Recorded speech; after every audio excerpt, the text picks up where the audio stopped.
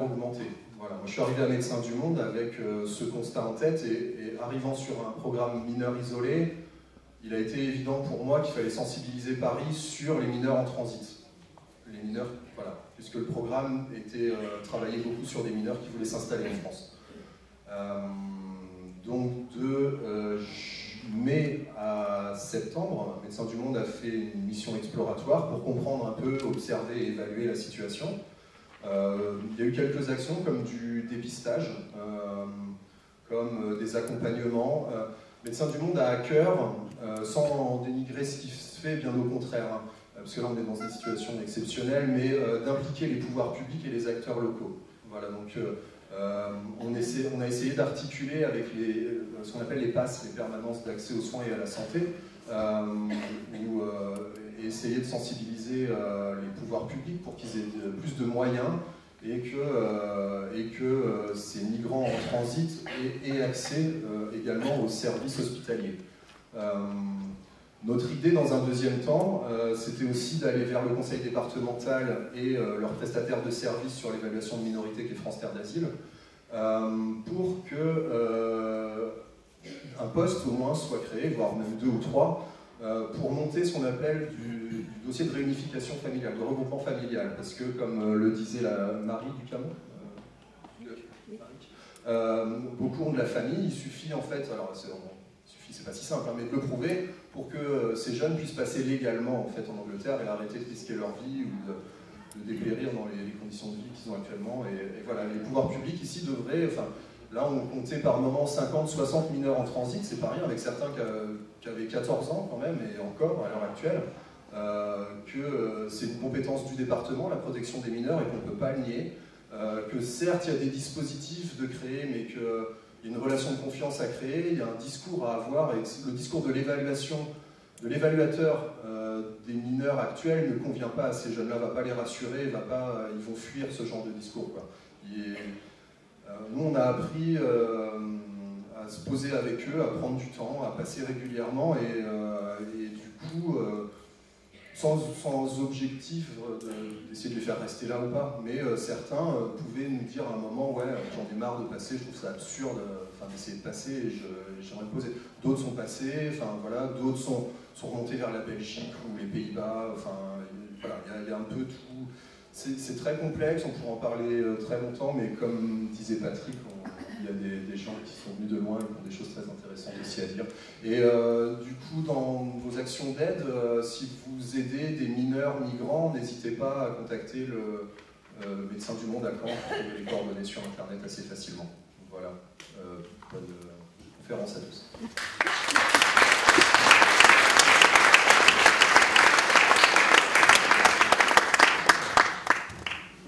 Merci.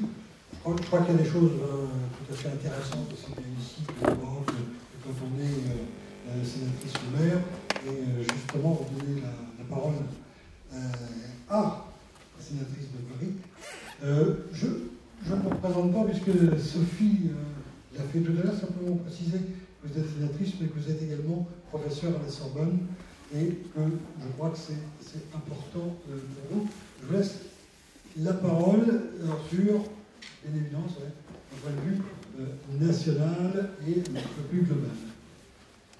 Remontez le micro un tout petit peu. Merci de me donner la parole. Écoutez, je suis là en tant que simple citoyenne et je remercie les invitantes et invitants et Sophie qui m'a servi aujourd'hui de maman. Pour une journée, et avec elle j'ai vu des choses incroyables, incroyablement touchantes. J'avais vu des choses violentes à La Roya et en Menton, à Calais, et là la violence ne se voit pas, mais la violence de la précarité de ces gens qui errent dans les rues, c'est même insupportable. Mais à côté de ça, je dirais que vous voir ici si nombreux me dit qu'il n'y a pas qu'une France qui rejette, il y a une France qui accepte aussi. Et la France qui accepte, et peut-être là en partie, mais notre rôle est aussi de convaincre ceux qui ont peur des migrants, une peur qui vient de la manipulation, du populisme. Parfois, les médias, au nom de la neutralité, essayent de montrer les deux côtés, mais les médias parfois glissent du côté négatif. Et quand on voit ces hommes, ici j'ai vu que des hommes qui erraient dans la rue, et ailleurs aussi on voit très très peu de femmes, ils n'ont pas l'air dangereux, ils rient, ils rigolent, ils sourient comme nos enfants. Et chaque fois qu'on a rencontré des gens, ils étaient, ces précaires étaient terriblement accueillants envers nous, et ils ne nous inspirent pas la peur. Mais et je crois que les historiens ont vu d'autres choses, ont lu d'autres choses et ont enseigné de longues années d'autres épisodes qui ressemblent beaucoup à ceux qu'on connaît aujourd'hui. Vous savez, l'arrivée des Espagnols, des républicains espagnols en France, ça n'a pas été non plus une affaire facile. C'est avec leurs ongles qu'ils ont construit les camps où on les a enfermés. On n'a pas non plus recueilli ceux qui, après l'Anschluss, fuyaient l'Allemagne et l'Autriche nazie. Eux aussi, en venant en France, ils ont été considérés comme la troisième colonne et enfermés dans des camps dans le sud de la France, notamment Argelès, Gurs, etc. Mais il y a aussi une autre France, et cette France de l'espoir. Regardez, lors de l'arrivée des Boat People, ces Vietnamiens et Cambodgiens qui voulaient échapper au communisme, et on les a accueillis, des intellectuels comme Sartre, comme Raymond Aron, qui n'avaient pas du tout la même vision ni politique ni sociétale, s'étaient réunis avec Kouchner, Michel Foucault et d'autres personnalités qui sont allées réclamer à l'Élysée. On a cette fameuse photo où on les voit au seuil de l'Élysée réclamer qu'on accueille 300 000 boat people. Ils ont été accueillis, mais ils n'étaient pas musulmans. Peut-être l'accueil a été plus facile. En tout cas, la France est multiple. Aujourd'hui encore, ici, j'ai beaucoup circulé dans les lieux où il y a des migrants. Aujourd'hui, ici, j'ai vu, c'est juste, moi je les appelle ainsi, j'appelle juste aussi Héroux, Manoni, toutes ces femmes que j'ai vues aujourd'hui. Je n'ai pas vu beaucoup d'hommes, mais il doit y en avoir. J'étais dans un gynécée aujourd'hui, donc j'ai vu que des femmes, et ces femmes courageuses, et qui sont là, qui cachent, qui aident, qui nourrissent, qui habillent. Elles sont là, vraiment des femmes, en plus avec une belle personnalité. Et après, à la distribution des Restos du Cœur, j'ai vu aussi des hommes qui sont là, dans le froid. Écoutez, c'est cette France qui donne de l'espoir. Et on ne peut pas non plus aujourd'hui se laisser manipuler par des discours lorsque la situation est grave. Nous n'avons pas su gérer une crise humanitaire. C'est la vérité. Regardez les chiffres, ils sont étonnants. En 2015 et 2016, 981 000 demandeurs d'asile ont obtenu leur droit à l'asile. Alors, combien représente-t-il par rapport à la population française ou suédoise ou anglaise, etc. Prenons la Suède. Pour la Suède, un demandeur d'asile qui a eu son droit fait quoi? C'est un 1 sur 101 citoyens comme nous, à savoir le nombre est assez élevé. En France, on a reçu 50 000, donc 1 pour 1340 Français. Alors nous sommes vraiment les derniers. Prenons l'Allemagne, 1 sur 141. Alors, ces demandeurs d'asile, on n'a pas besoin de parler d'intégration, ils vont être intégrés parce qu'ils sont très minoritaires. Et la société française, elle est faite de ces migrations. Regardez la quantité de personnes aujourd'hui issues de l'immigration, aussi bien dans les grandes villes comme Paris ou en région. Nous sommes des peuples hétérogènes. Mais aujourd'hui, la question des migrations est une question politique plus que jamais et surtout une question qu'on instrumentalise au lieu d'avoir un programme politique. C'est pour ça que je rends hommage à tous ces gens qui, au-delà de la politique, viennent, comme moi, je suis venue simplement voir, parce que je ne veux pas voter des lois d'une manière théorique, lever ma main et dormir tranquille la nuit chez moi. Non. Et je ne le ferai jamais.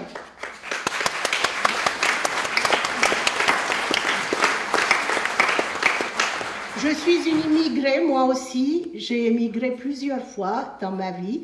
Bon, j'avais des diplômes. Pour moi, ça a été peut-être un peu plus facile. Mais ce n'est jamais facile d'émigrer. Et quand on est réfugié, c'est pire. Moi, je connaissais le français, je connaissais d'autres langues. Quand j'émigrais, je pouvais m'intégrer plus facilement. Mais on ne peut pas oublier son histoire. Oublier son histoire, c'est renier sa personne. Et aujourd'hui, je viens voir, regarder, parce que les lois qu'on nous impose, ce sont des lois de manipulation aussi. Je vais vous résumer la loi qu'on va voter au printemps.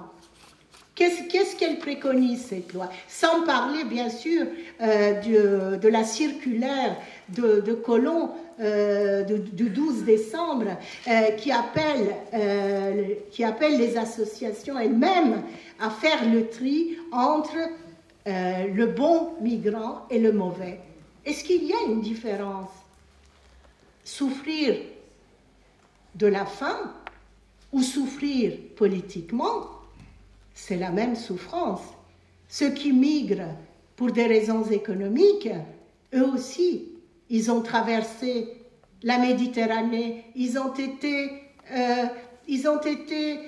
soumis à des traitements inhumains en Libye, elles ont pris le risque de traverser la Méditerranée, d'arriver en Italie. Ils ont eu en plus le malheur de laisser leurs empreintes. Ils sont devenus les fameux Dublinais, qui, eux, on va les expulser et on cherche tous les moyens pour les expulser. Et ce tri est fait non seulement pour trier entre les bons et les mauvais, mais c'est aussi trier les Dublinais pour pouvoir les expulser. Alors, qu'est-ce qu'elle préconise, cette loi? D'abord, on va passer de 120 jours à 90 jours, on va passer les demandes d'asile de 120 jours à 90 jours. Lorsqu'on sait qu'on doit attendre 30 jours minimum pour avoir un rendez-vous dans une préfecture. Qu'est-ce qu'on va faire encore? Les déboutés, avant, ils avaient 1 mois. Il faut trouver des gens pour vous aider, des associations pour faire appel. Maintenant, on va réduire ça à 15 jours. Et qu'est-ce qu'on fait de mieux? Et on va maintenant, des gens qui n'ont commis aucun crime, qui ne sont pas dans l'irrégularité. On met dans les centres de rétention des gens qui vivent en France depuis des années, qui n'ont pas leurs papiers en règle et qu'on doit expulser. Alors, on augmente le nombre de jours de détention dans ces centres de rétention de 45 à 90 jours, et pour ceux qui font résistance et ne quittent pas le pays, à 115 jours. Tout le monde sait, tous les législateurs savent qu'au bout de 12 jours, les gens qui n'ont pas été expulsés ne seront jamais expulsés. Alors, vous voyez, tout ça, c'est pour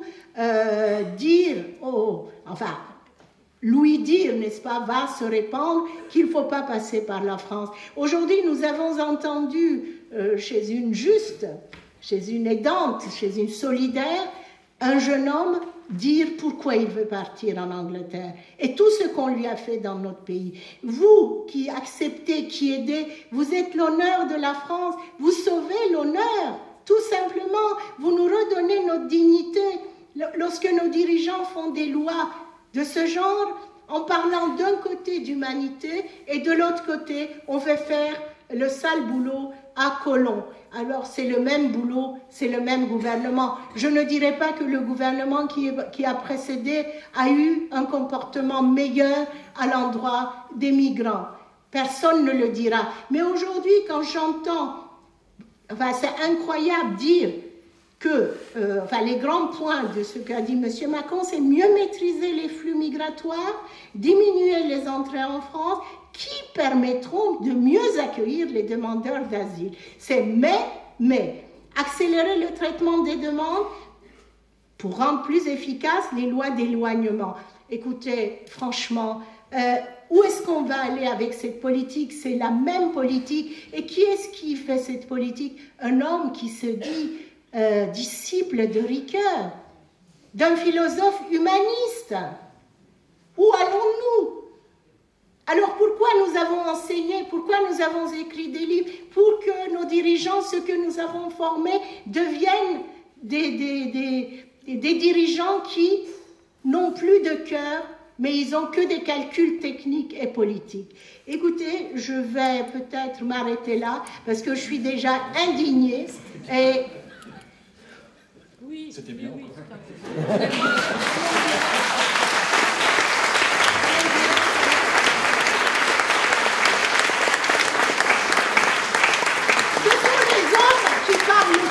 ils sont donc des femmes quand elles parlent. Non, on se laissera pas faire. Mais non, je sais même pas. Merci. C'est vraiment fini. Oui. Je répondrai aux questions. Très bien. Dernière intervention d'Emile Carême, maire de Grande-Synthe, une ville de 23 000 habitants, confrontée aussi au problème des migrants, mais avec une particularité, je crois qu'on va le voir très très vite. Il y a une grande différence avec Ouistreham, c'est qu'à Grande-Synthe, vous n'avez pas rejeté, vous avez fait des choses. Oui, on a fait parce que l'État ne faisait pas. Et c'est vrai que normalement, ce n'est pas de la responsabilité d'un maire que d'organiser cet accueil des réfugiés. Mais quand... alors, c'est ancien chez nous, puisqu'on a des... Alors, comment on les appelle? Des réfugiés, des exilés, des migrants. Moi, j'aime bien dire des demandeurs de refuge. C'est bien, des gens qui attendent, demandeurs de refuge. C'est une jeune lycéenne qui m'avait soufflé ça une fois, et je trouve que l'expression est belle. Donc il y en a à peu près une dizaine, une quinzaine qui depuis 2002-2003, peu après la fermeture de Sangatte, sont arrêtés sur un terrain de ma ville, parce que j'ai l'autoroute qui passe sur ma ville et j'ai une station-service sur le territoire de Grande-Synthe qui amène vers Calais. Et donc ils étaient là la journée, la nuit embarqués sur des camions et partaient en Angleterre. Et vraiment à l'époque ils restaient à peine 24 heures sur place parce que les passages étaient très faciles vers l'Angleterre. Les associations, et moi aussi je rends un hommage énorme à toutes les associations qui sont investies depuis si longtemps pour accueillir avec un minimum de dignité toutes ces personnes-là. Il y avait Emmaüs, il y avait Salam à l'époque qui était là, il y avait Médecins du Monde aussi qui est arrivé très très vite à cette époque. Et donc il donnait quelques vivres, quelques soins pour Médecins du Monde quand ça s'avérait utile, et quelques vêtements de rechange, et voilà, ça s'opérait comme ça. Et puis en 2008, ça a duré donc de 2004 à 2008 sans problème. Et puis en 2008, pour la première fois, on a vu des femmes et des enfants arriver sur ce terrain-là. Et durant l'hiver 2008, il a fait moins 15. Et lorsque j'étais en vacances, j'ai eu un coup de fil des associations qui me disent « Mais Damien, il faut faire quelque chose parce que il va y avoir un mort, il fait moins 15, il y a des enfants. » Et moi, immédiatement, j'ai appelé mes services en disant « Vous montez une tente chauffée maintenant à disposition de ces personnes-là. Parce que ça soit quelqu'un, un habitant de la ville ou quelqu'un qui soit de passage et qui réside sur ma commune, je considère que ces personnes sont des êtres humains. Et donc, ils ont la même valeur. Et donc, on a mis cette tente chauffée tout de suite. Je me suis fait engueuler tout de suite par le sous-préfet de Dunkerque, qui m'a envoyé un courrier dès le lendemain en me disant que j'étais un inconscient, que ça allait faire un appel d'air, ce fameux appel d'air. Ouais, mais Colombe l'a redit au mois de septembre. Un appel d'air, ça va créer un point de fixation, Ça aussi, Colomb me l'a dit il n'y a pas longtemps. Et j'ai dit à Colomb, mais non, le point de fixation, c'est pas ce qu'on fait en accueil. Le point de fixation, il s'appelle Angleterre, pour tous ceux qui sont sur mon territoire. Et on n'est pas prêt de fermer l'Angleterre. Donc ça va être compliqué. Donc il faut s'attendre à ce que ça dure. Effectivement, tout à l'heure, la représentante de l'association locale l'a dit, ça va durer. Quoi qu'on fasse, ça va durer. Donc je me suis fait engueuler, puis en plus, je favorisais les passeurs. Puisque quand vous faites un camp, ça favorise les passeurs. Oui, il y avait des passeurs. Oui, il y a encore des passeurs, quel que soit ce qu'on fasse. Il y a des passeurs. Pourquoi il y a des passeurs? C'est pas parce qu'on organise l'accueil qu'il y a des passeurs. C'est parce qu'on renforce les frontières. Et que les passeurs, ils naissent parce qu'il y a des frontières à franchir et qu'on s'octroie les services de quelqu'un, on paye les services de quelqu'un pour nous aider à contourner les frontières. Il y a un bouquin d'ailleurs qui est sorti il y a quelques mois de Claire Rodier et je ne sais plus quel autre journaliste qui a écrit avec elle, sur le coût des frontières. De souvenirs, je crois que c'est 13 milliards par an que l'Europe met dans le dispositif Frontex, autour de l'Europe, pour garder les frontières européennes. Et qu'est-ce que ça a eu comme conséquence? Eh bien, ça a augmenté le coût du passage pour les réfugiés. Et aujourd'hui, c'est 11 milliards que les gens doivent donner aux passeurs pour contourner cette frontière européenne. Vous vous rendez compte un peu l'économie que ça injecte, et surtout donc les réseaux de passeurs. Le réseau des passeurs aujourd'hui, c'est le 3e réseau après le trafic d'armes et le trafic de drogue, c'est le trafic d'êtres humains malheureusement par ce biais-là. Et donc ces dispositifs sont assez fous et inconséquents, parce que même si vous mettez des rangées de barbelés, des rangées de CRS, ça n'empêche pas de passer, et heureusement, parce que tu l'as rappelé tout à l'heure, les gens qui fuyaient le franquisme sont venus malgré les frontières, les gens qui ont fui l'Europe de l'Est malgré les frontières, enfin voilà, il y a toujours eu des vies qui ont été sauvées, les Juifs qui ont fui l'Allemagne sont arrivés chez nous malgré les frontières, et heureusement donc que ça passe malgré les dispositifs que l'on met. Donc à partir de 2008, on fait ça.